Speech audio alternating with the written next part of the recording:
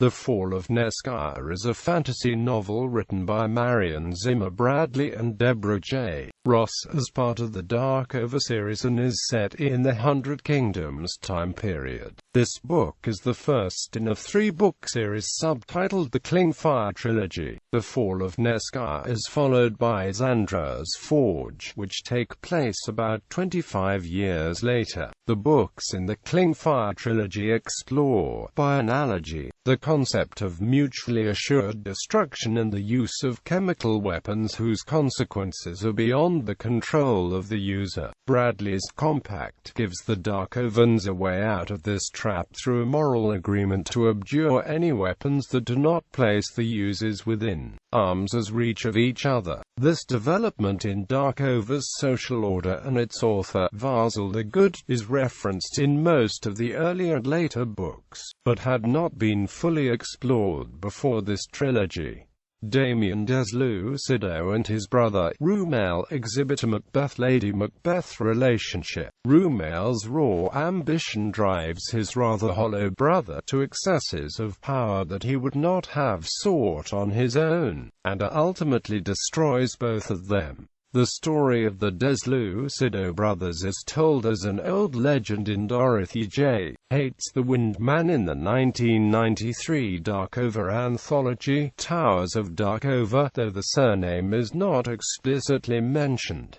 Plot summary. Book 1. Lorenzo Rumail Deslucido arrives at Verdant Castle to make an alliance between Verdant and his brother, Damien Deslucido, the ambitious king of Ambervale and Lynn. Rumail tests each of the children for Lauren, then arranges a proxy marriage between the youngest daughter, Kristlin. He sends the youngest son, Corin, to Tramontana Tower. At Tramontana, Corin learns to control his Lauren and to put aside his differences with the rival Storn family. The tower's keeper, Kieran, believes that the towers should be neutral in the many petty wars of the Hundred Kingdoms, and should not supply Lauren weapons to anyone. Rumail Deslucido and his brother King Damien scheme to control more of the minor kingdoms of the Hellas, hoping eventually to challenge the Hasturs of the Lowlands. Rumail reveals his Lauren ability, lying under truthspell and twisting the minds of others to do the same. Eventually, Rumail is dismissed from Neskaya Tower for immoral or illegal use of Lauren.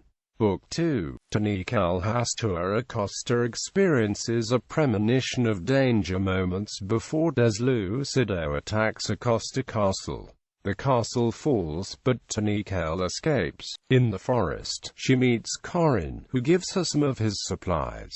After several days, they separate, she bound for Thandara and he for Neskaya. Tanikal reaches Thandara and describes these events to her uncle, King Raphael Hastur II. A month or so later, minor nobles from the Acosta region arrive to request Hastur protection from Deslucido. Tanikal agrees to ride at the head of the army in the name of her unborn son. She foresees that Deslucido will eventually bring his armies to Hastur's doorstep. Damien Deslucido requests that the Common Council return Tanikal to his control. Under the power of his brother's ability to defeat truthspell, he lies convincingly. Tanikal tells her uncle what she has observed. Ultimately, King Raphael believes her and supports her claim. It is clear that Deslucido will declare war on Hastur. Book 3. Erin, a matrix worker at Tramontana, informs Corin that war is coming, and that the two towers must cease contact. Corin urges his Neskaya colleagues to refuse to make Lauren weapons, such as Clingfire. Balazar Deslucido's forces are defeated in battle by the Hastur forces. Rumail, meanwhile, intends to deploy a Lauren weapon, but the Hastur Laranzuon explode the device early. Balazar deserts his dying men. Rumail survives, owing to compassionate assistance from the Hastur Laranzuon, and makes his way back to his brother. Corin leads Raphael Hastur's forces through the mountains at Verdanta, freeing his siblings from Deslucido's men. They gather local men to join the fight. Corin's sister, Margarita, leaves for Thundara to join the Sisterhood of the Sword.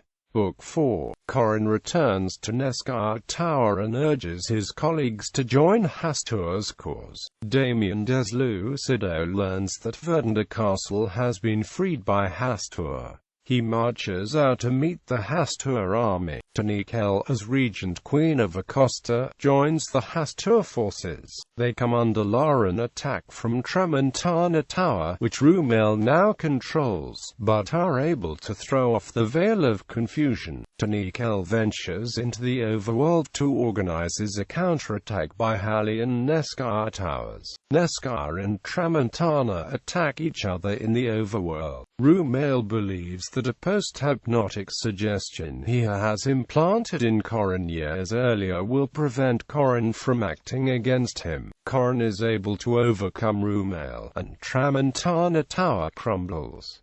Neskaya begins to crumble also. Book 5. In battle, Tanikel takes Belizar-Deslucido prisoner. She demands to know if he also has the ability to lie under Truth's pull. He confirms that he does. She learns that his father, Damien, has also been captured. Tanikel recommends to King Raphael that both be executed to wipe out the Lauren trait for lying under Truth's pull. After an audience with both men, Raphael comes to agree with Tanikel and has them hung. Tanikel learns that contact with Neskaya has been lost. She and her men ride to Neskaya and learn that the tower has collapsed. The surviving tower workers tell her that Corin is trapped in the overworld. Tanikel enters the overworld in an attempt to free Corin. She encounters what's left of Rumail-Deslucido, and he tries to kill her, but fails. She finds Corin but learns that he cannot leave the overworld with his Lauren intact. She asks him to choose, and he chooses to return to the world with her. Tanikel returns to Acosta as regent for her infant son, with Corin at her side as consort and paxman. Epilogue. A ragged man, apparently Rumail-Deslucido, arrives in a small village along the Cadron River, with vengeance on his mind. Characters: Corin Lenier, third son of Lord Beltran Lenier of Verdunta, Laranzu. Tanikel Hastua Acosta, niece of King Raphael Hastua II. Damien-Deslucido, King of Ambervale. Rumail-Deslucido, Nedstro, brother of Damien-Deslucido. Laranzu, dismissed from Neskaya Tower. Belizar-Deslucido, son of Damien-Deslucido. Raphael Hastua II, King of Hastua.